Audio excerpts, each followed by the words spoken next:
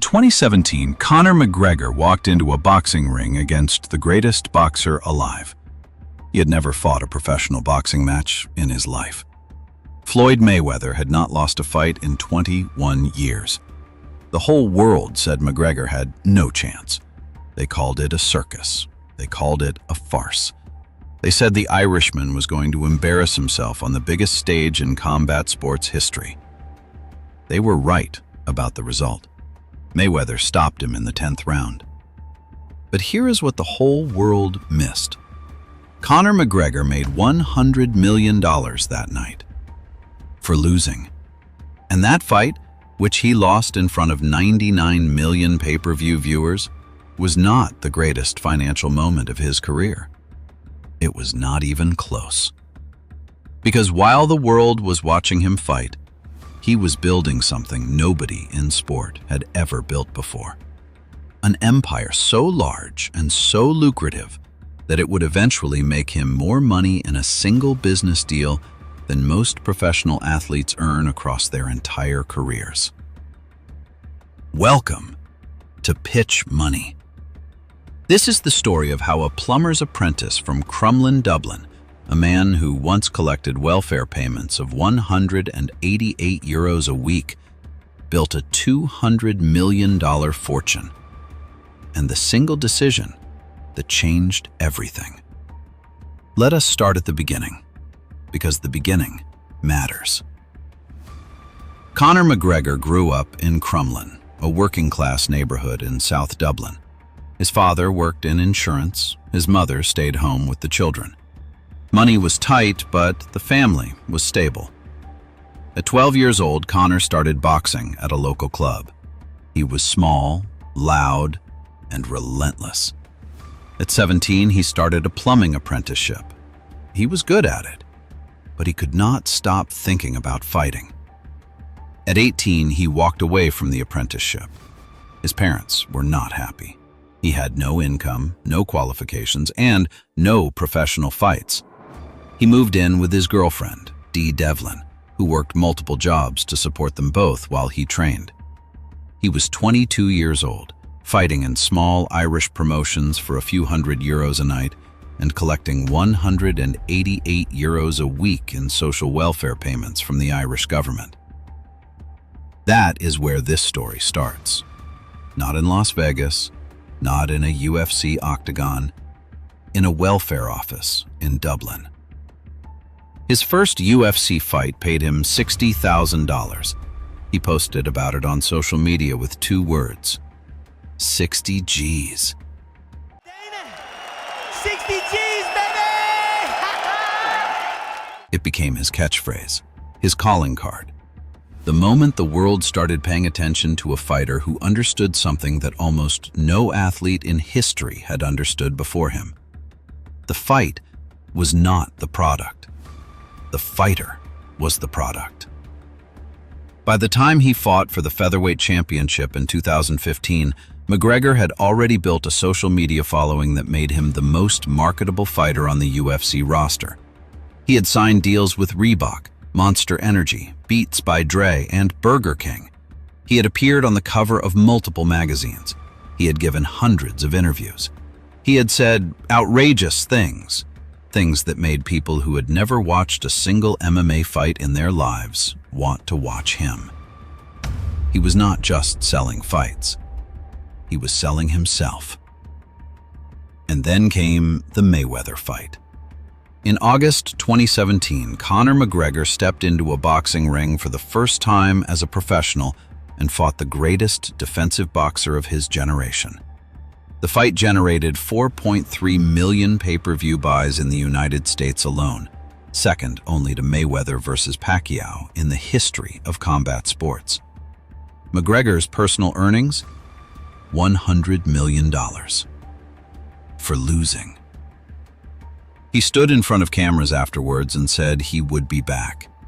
And then, he did something that most athletes who earn $100 million never do. He invested it. Not in nightclubs, not in cars, not in a lifestyle that would evaporate the moment the cameras stopped pointing at him. He invested it in a bottle of whiskey. In September 2018, Conor McGregor launched Proper No. 12 Irish Whiskey. The name was a tribute to his home postcode in Dublin. The branding was his face, his voice, his personality, bottled into glass.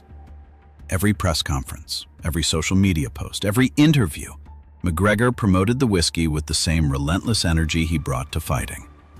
The whiskey industry was not ready for him. Within 12 months of launching, Proper No. 12 had generated over $1 billion in sales in the United States alone, the fastest growing Irish whiskey in history, beating brands that had been on shelves for decades, not because it was the best whiskey, because it had the most famous face in combat sports plastered all over it. McGregor understood something that most athletes never figure out. Attention is the most valuable commodity on earth, and he had more of it than almost anyone alive. Here's how the deal worked. McGregor and his partners launched the brand in 2018. Mexican spirits company Proximo, the same company that owns Jose Cuervo and Bushmills, bought a 20% stake immediately. They increased that to 49% in 2020, paying $250 million.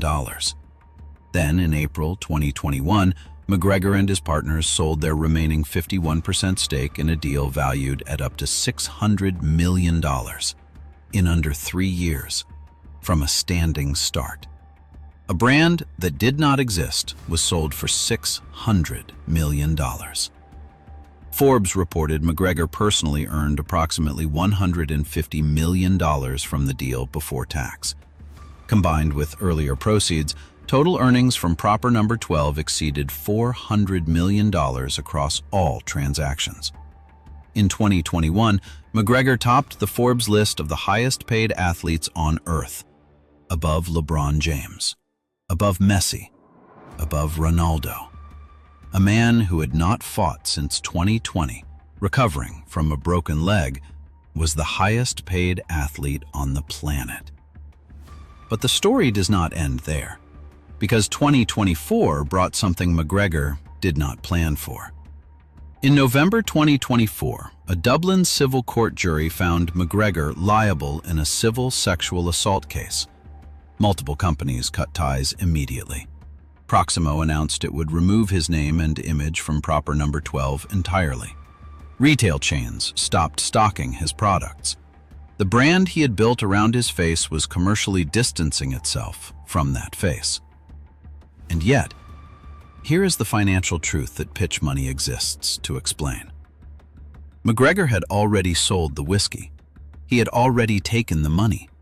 The $150 million was in his account before any of this happened. That is not a moral statement. It is a financial one. The timing of when he converted his brand into cash is the reason his net worth in 2026 is still estimated at $200 million despite everything. The lesson? The same lesson in every video on this channel, is that athletes who keep their wealth convert attention into assets before the attention ends. Ronaldo converted attention into hotels and a Nike royalty engine. Messi converted attention into Adidas royalties and Inter Miami equity. McGregor converted attention into a whiskey brand and sold it before the attention faded. The 60% of footballers who go broke never made that conversion. They spent the attention. They did not sell it. McGregor was once asked what his greatest achievement was. Not the featherweight title, not the Mayweather fight. Building something from nothing. A plumber's apprentice from Dublin collecting €188 a week in welfare built a whiskey brand worth $600 million in under 3 years. And sold it. That is pitch money. Drop a comment. Greatest businessman in combat sports, or just the luckiest? One answer. Tell me why. Subscribe. Next week, football agents.